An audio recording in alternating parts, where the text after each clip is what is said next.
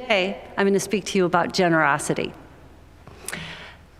About 10 years ago, scientists discerned that our brains were wired and built to have a negativity bias to it.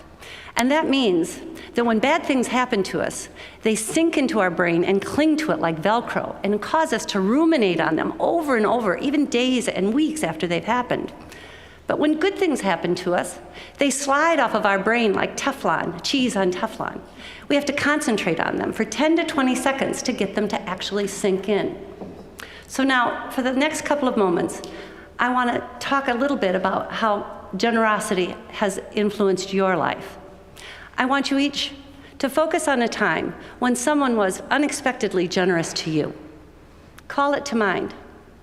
Think about how you felt when somebody, it could have been something as simple as a kind word, a generous ear, a note, a phone call. How did that make you feel?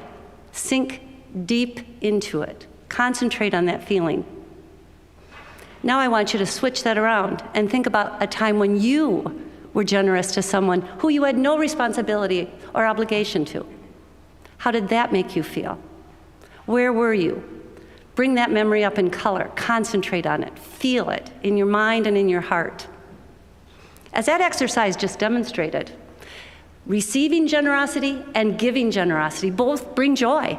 It turns out that even if you just think about generosity, you're going to feel that joy in your head and in your heart. What happens with regular, repeated, generous acts is your brain triggers more of your joy neurons to fire. And neurons that fire together wire together to cause your passing mental states to become lasting neural traits that weave into our brain bit by bit and become our thoughts and become us. The scientists call this the ability of our mind to change our brain to change our mind. Think about it.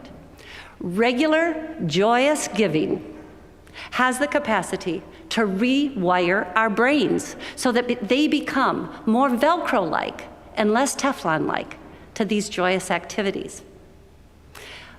Each year, we're compelled to join with God in the ministries and missions of First Presbyterian Church with our financial gifts.